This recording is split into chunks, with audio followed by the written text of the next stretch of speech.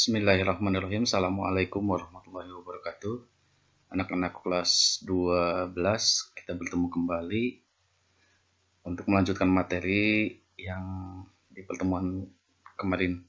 Sekarang kita akan membahas tentang persamaan dasar akuntansi.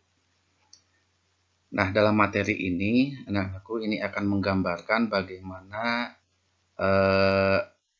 konsep pencatatan dalam akuntansi. Kita belum sampai ke akuntansi yang sebenarnya. Ini hanya untuk menggambarkan bagaimana akuntansi dicatat dalam sebuah persamaan dasar akuntansi. Hanya untuk mengenalkan bagaimana sih konsepnya, cara mencatat akuntansi itu. Nah, konsep persamaan dasar akuntansi itu dibangun oleh sebuah persamaan. Sebuah persamaan itu aktiva sama dengan pasiva. Aktiva itu harta, nah pasiva itu sumber hartanya. Jadi harta yang kita miliki, jadi pada dasarnya harta yang kita miliki itu sumbernya, itu pasti ada sumbernya. Itu harus bisa dijelaskan sumbernya dari mana. Nah, sumber dari harta yang kita miliki adalah yang pertama kemungkinannya dari milik kita sendiri atau modal disebutnya. Atau dari hasil pinjaman dari orang lain, dari pihak yang lain, atau hutang. Jadi harta yang kita miliki itu sumbernya dalam akuntansi itu sumbernya hanya ada dua, milik kita sendiri atau dari hasil berhutang. Gitu. Jadi harta akan sama dengan hutang tambah modal. Jadi nanti kalau kita menghadapi transaksi apapun, nanti akan mempengaruhi bisa mempengaruhi harta, bisa mempengaruhi hutang, bisa mempengaruhi modal kita sendiri. Namun pada akhirnya hasil dari pencatatannya akan tetap terbangun sebuah persamaan ini. Jadi ini konsep dasarnya, konsep dasar bagaimana akuntansi bekerja.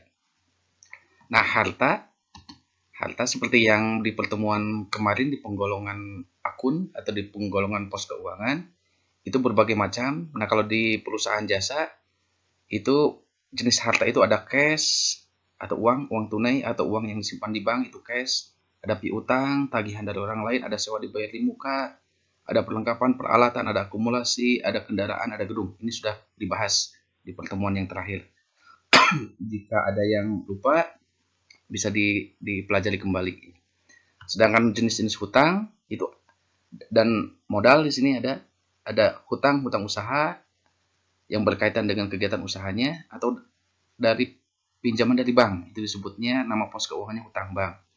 Nah, kalau modal itu biasanya dalam akuntansi itu karena milik perusahaannya milik sendiri, biasanya disebutnya langsung namanya.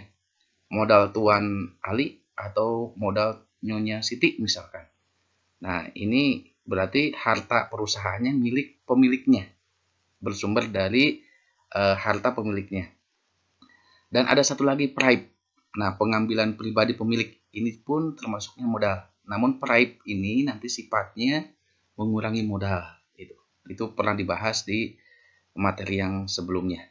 Jadi kalau harta ini dijumlahkan itu akan sama dengan jumlahnya dengan jumlah hutang dan jumlah modal. Jadi kalau ada transaksi yang mempengaruhi harta, misalkan uangnya berkurang, kas berkurang, terus hutangnya misalnya jadi berkurang, maka hasil akhirnya harta akan sama dengan hutang tambah modal. Jadi setiap transaksi akan dicatat dalam persamaan dasar akuntansi yang berakhir dengan tetap terbangun sebuah persamaan, namanya persamaan dasar akuntansi. Nah, seperti ini. Nah, sekarang yang menjadi pertanyaan adalah yang di materi kemarin penggolongan akun atau penggolongan pos keuangan itu kan ada 5. Ada harta, ada hutang, ada modal, ada pendapatan, ada beban. Nah, sekarang dalam persamaan dasar akuntansi hanya mengakomodir 3 pos keuangan ini saja. Ada harta, hutang, dan modal. Pertanyaannya adalah kenapa pendapatan beban? Kenapa tidak dimunculkan di sini? Nah, bagaimana kalau seandainya ada transaksi pendapatan? Diperoleh pendapatan misalkan. Atau ada transaksi beban, dibayar beban gaji, dibayar beban listrik. Cara mencatat kepersamaan dasar akuntansinya bagaimana? Nah, Dalam persamaan dasar akuntansi, jika ada transaksi yang mempengaruhi pendapatan dan beban atau memunculkan pendapatan dan beban, itu untuk sementara kita kita titipkan dulu di modal. Jadi menginduk dulu ke modal. Nah, kalau pendapatan, misalkan diterima pendapatan atau diselesaikan pekerjaan menjahit, jika usaha kitanya menjahit misalkan, maka langsung diakui sebagai pendapatan. Nah, untuk pendapatan ini menginduk dulu ke modal di materi persamaan dasar akuntansi. Jadi ini menginduk dulu ke modal sifatnya menambah. Jadi nanti modalnya jadi bertambah. Sebab pada dasarnya pendapatan itu ya menambah modal. Terus kalau ada transaksi beban, misalkan dibayar gaji pegawai, dibayar listrik, perlengkapannya jadi berkurang, ada beban perlengkapan, ada beban sewa, beban dan segala macam jenis beban, nanti dicatatnya dalam persamaan dasar akuntansi itu mengurangi modal.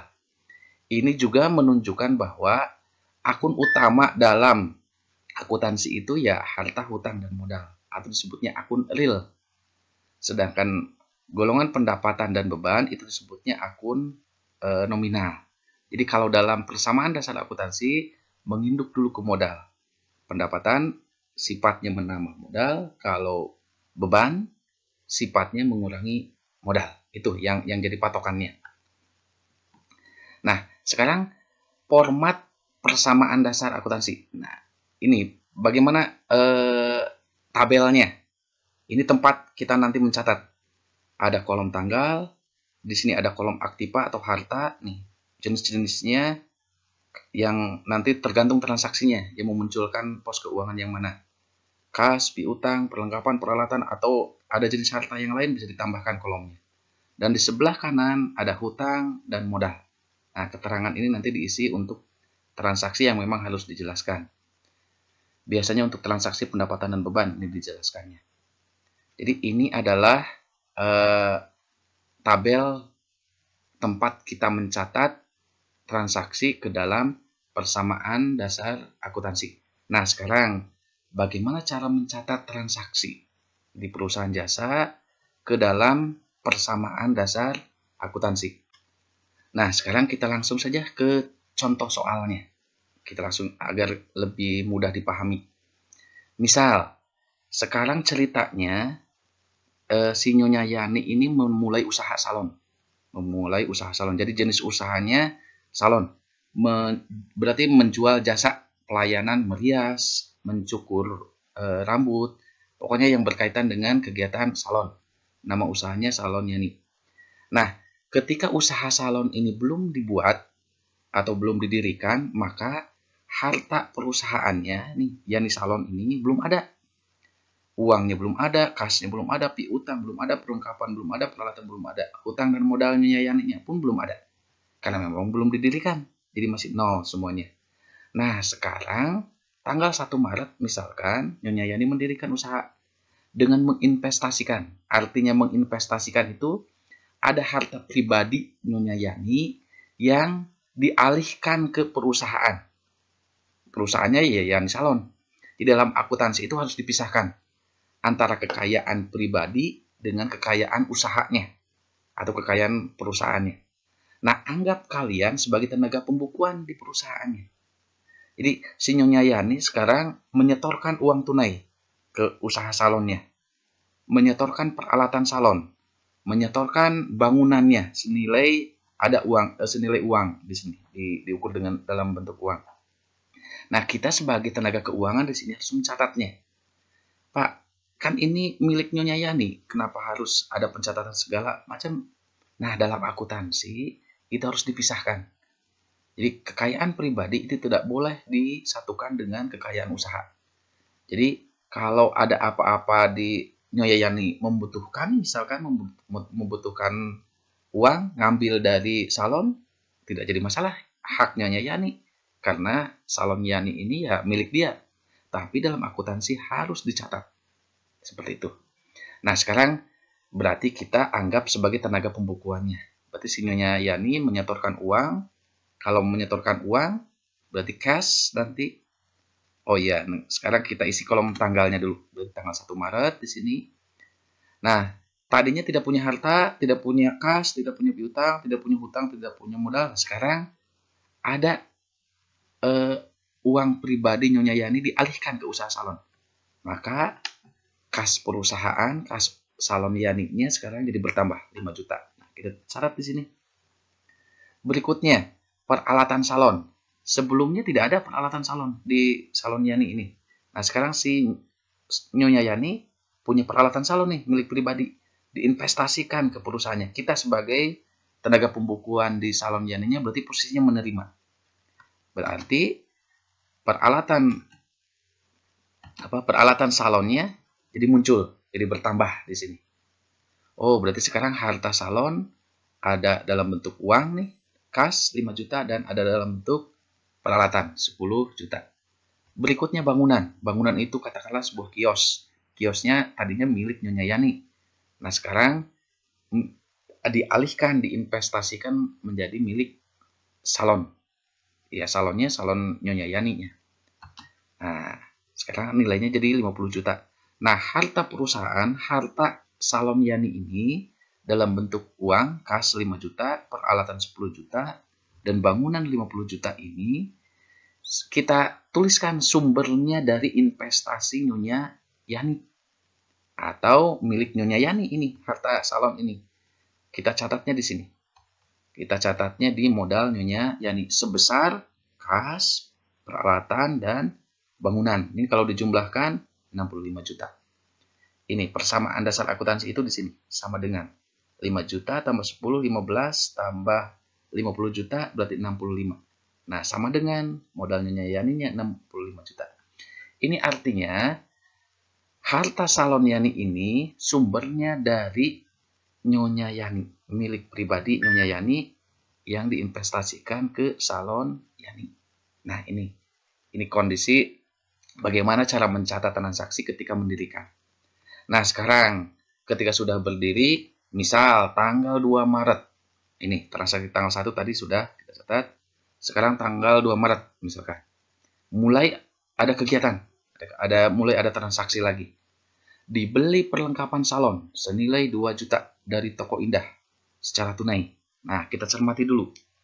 Dibeli perlengkapan salon. Kalau perlengkapan itu jenis harta yang sifatnya habis terpakai. Dipakai untuk usaha, nanti akan habis. Kalau di salon berarti perlengkapan itu ya seperti bedak, lipstik, dan harta salon lain yang sifatnya habis terpakai. Atau sampo, atau sabun. Nah, ini termasuknya perlengkapan salon. Katakanlah nilainya 2 juta. Dibeli dari toko Indah, tunai. Kalau tunai itu berarti kita langsung mengeluarkan uang, langsung bayar. Nah, sekarang bagaimana dicatat dalam persamaan dasar akuntansinya? Kita catat di baris kedua. Tanggalnya tanggal 2 Maret. Nah, sekarang kalau dibayar tunai, berarti kita mengeluarkan uang. Uang yang kita keluarkan 2 juta. Berarti, nah, kasnya berkurang 2 juta. Dalam akuntansi, kita lazimnya kalau berkurang itu dalam tanda kurung. Itu artinya berkurang, mengurangi. Nah, sekarang uang yang kita keluarkan, kita langsung bayar 2 juta, itu untuk membeli perlengkapan. Berarti perlengkapan salonnya kita ambil, kita bawa ke usaha salonnya nih. Menjadi milik Nyonya Yani. Namanya juga dibeli, berarti dibawa perlengkapannya. Berarti sekarang salonnya nih punya harta baru, namanya perlengkapan. Senilai 2 juta. Nah, jadi transaksi tanggal 2 Maret itu mempengaruhi dua pos keuangan. Karena dibayar tunai, berarti uang perusahaan, uang salon jadi berkurang 2 juta. Karena dibeli, berarti perlengkapan ini jadi milik kita, jadi milik salon. Berarti perlengkapannya jadi bertambah. Atau analisisnya, berarti transaksi ini, berarti kas kita jadi berkurang 2 juta dan perlengkapan bertambah senilai 2 juta. Sedangkan pos yang lainnya tidak terpengaruh. Berarti strip nih, hutang dan modalnya pun tidak terpengaruh. Jadi transaksi tanggal 2 Maret hanya mempengaruhi dua pos keuangan, yaitu kas dan perlengkapan saja. Nah, sekarang pencatatan transaksi ini kita cek apakah memenuhi persamaan dasar akuntansi enggak. Kita buat garis sekarang. Dibuat garis. Kas. Tadinya 5 juta, sekarang dikurangi 2 juta, berarti tinggal 3 juta. Berarti. Sebab dibeli perlengkapan tunai. Jadi berkurang. Piutang masih tetap. Terus perlengkapan sekarang jadi 2 juta. Kita sudah membeli. Peralatan tidak terpengaruh. Masih 10 juta. Bangunan tidak terpengaruh juga. Masih 50 juta. Itu harus sama dengan hutang, kita belum punya hutang. Dan modalnya Nyayani pun sekarang tidak berubah. Cuman sekarang hartanya jadi ada yang berubah di sini. Tadinya uang 5 juta, sekarang jadi 3 juta. Tapi berganti, kita jadi punya perlengkapan 2 juta. Kalau dijumlahkan, 3 tambah 2, 5 tambah 10, 15 tambah 50, masih sama dengan 65 juta. Nah, inilah yang namanya persamaan dasar akuntansi. Jadi transaksi yang dicatat tetap pada akhirnya akan tetap terbangun sebuah persamaan dasar akuntansi namanya. Seperti itu. Ya, kita lanjutkan. Selanjutnya tanggal 5 Maret. Misal, dibeli peralatan salon. Peralatan salon itu berarti peralatan yang tidak akan habis terpakai. Wujudnya saja. Wujudnya yang akan berkurang itu nilainya saja.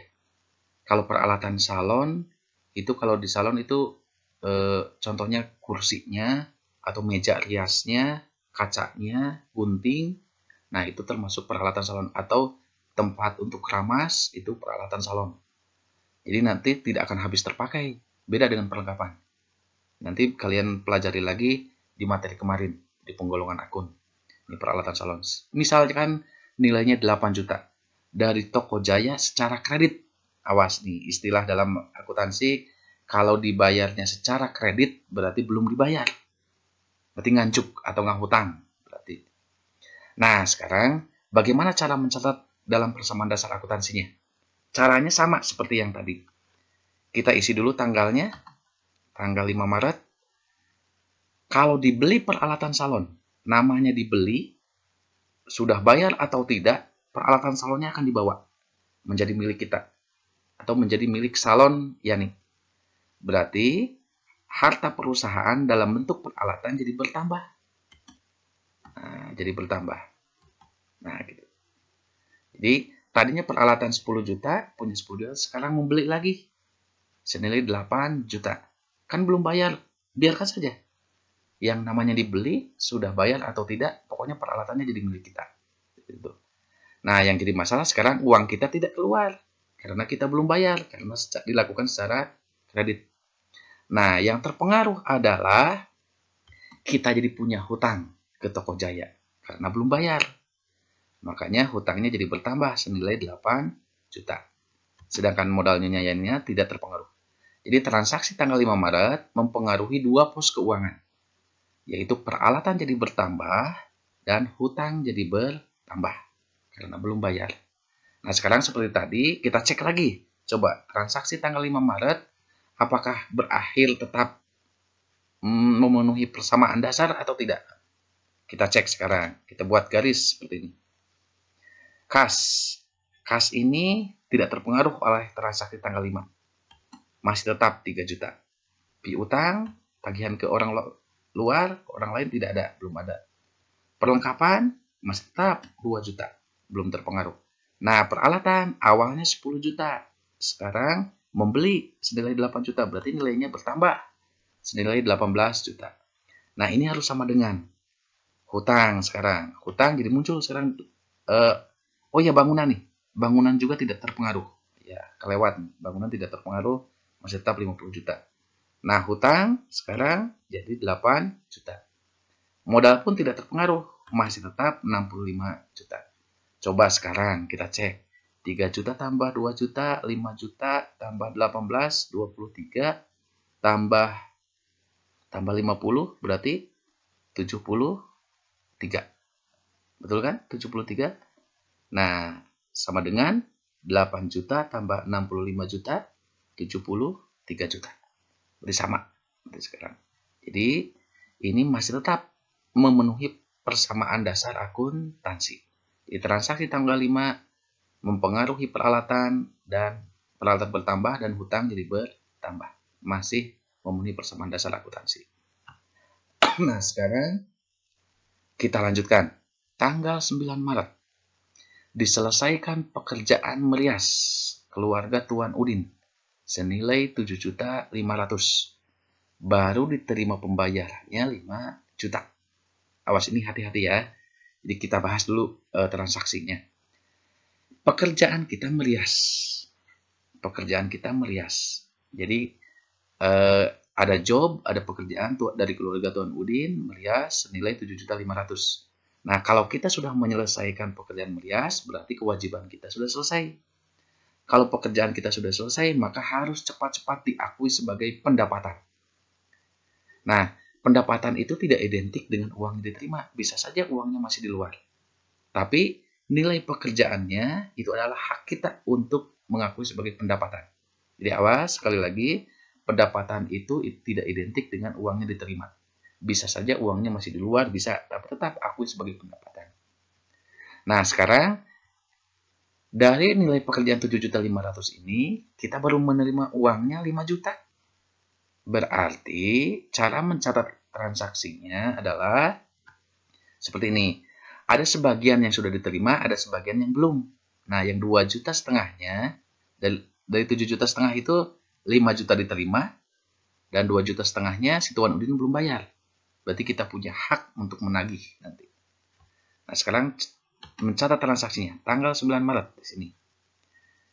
Kita lihat, baru diterima pembayarannya 5 juta. Berarti uang kita jadi bertambah 5 juta, sebab kita menerima uang. Nah, yang sisanya bagaimana? Dari 7.500.000, mestinya kita menerima uang itu 7.500.000. Tapi si Tuan Udin baru bayar 5 juta. Berarti kita baru menerima 5 juta. Awas, kita yang menerimanya. Kita baru menerima 5 juta. Nah, yang 2,5 jutanya adalah kita punya hak menagih ke Tuan Udin suatu saat nanti. Hak menagih ke orang lain itu namanya piutang. Nah, piutang. Jadi kita punya harta baru namanya piutang. Kita punya hak nanti menagih ke Tuan Udin suatu saat nanti. Nah, berikutnya pos keuangan yang lain tidak terpengaruh. Nah, ini kan pendapatan nih. Pendapatan. Karena kita sudah menyelesaikan pekerjaan. Berarti harus diakui sebagai pendapatan. Senilai 7.500.000. Walaupun sebagian belum diterima uangnya. Tapi yang diakui sebagai pendapatannya adalah senilai pekerjaannya. Maka kita harus mengakui sebagai pendapatan. Nah, kalau ada transaksi pendapatan, kalau dicatat dalam persamaan dasar akuntansi, untuk sementara kita titipkan dulu di modal. Pendapatan itu sifatnya menambah modal. Nah, menambah modal. Jadi pendapatan, nanti keterangannya ditulis di sini. Nah, sekarang berarti kita simpulkan bahwa transaksi tanggal 9 ini mempengaruhi kasnya jadi bertambah, piutang jadi bertambah, dan modal jadi bertambah. Yaitu pendapatan. Di pendapatannya menambah modal. Nah, sekarang kita cek, coba apakah masih sama masih memenuhi persamaan dasar akuntansi atau tidak. Nah, kita buat garis seperti ini. Buat garis. Pertama, kas. Sebelumnya 3 juta, ada penambahan 5 juta, kita menerima uang 5 juta, berarti jadi 8 juta. Piutang, berarti sekarang jadi ada 2.500.000. Perlengkapan, 2 juta, masih tetap tidak berubah. Terus peralatan masih tetap 18 juta, tidak berubah, tidak terpengaruh. Bangunan pun tidak terpengaruh, 50 juta. Nah, sekarang modal. Nih, oh ya, hutang tidak terpengaruh. Oh, masih tetap 8 juta. Tidak terpengaruh. Nah, sekarang modal. Modal jadi bertambah. Sekarang jadi 72.500.000. Nah, sisi harta ini kalau ditambahkan 8 juta, 2.500.000, 2 juta, 18 juta, dan 50 juta, itu jumlahnya pasti akan sama. Pasti jumlahnya akan sebesar 80.500.000. Coba aja dicek oleh kalian. Ini ditambahkan, itu pasti akan sama dengan. Inilah yang namanya persamaan dasar akuntansi. Ya, kita lanjutkan sekarang. Tanggal 10 Maret, dibayar gaji pegawai. Nah, kalau dibayar gaji pegawai itu berarti pengorbanan kita. kita merekrut pegawai itu agar pekerjaan kita lebih cepat, agar kita bisa memperbesar pendapatan. Jadi kalau pekerjaannya bisa dihandle lebih banyak, maka nanti pendapatannya pun akan lebih banyak. Itu pengorbanan kita agar memperoleh pendapatan yang lebih banyak. Karena pengorbanan itu namanya beban. Jadi kalau dibayar gaji pegawai itu berarti pos keuangan yang terpengaruhnya adalah beban gaji. Kalau dibayar berarti kita mengeluarkan uang, langsung bayar. Nah, nanti berarti dicatat dalam persamaan dasar akuntansinya adalah tanggalnya kita tulis di sini. Berarti dibayar, berarti kas kita atau uang kita jadi berkurang. Uang salonnya jadi berkurang. Berkurang 1 juta dalam tanda kurung, kurung kurawal, itu mengurangi artinya. Nah, pos yang lainnya tidak terpengaruh. Nah, kalau membayar gaji, tadi berarti harus diakui sebagai beban gaji. Nah, dalam persamaan dasar akuntansi, pos keuangan atau akun beban gaji tidak dimunculkan di sini. Untuk beban gaji, menginduk dulu ke modal. Sifatnya mengurangi modal. Nah, jadi dalam kurawal lagi ini nanti ditulisnya beban gaji.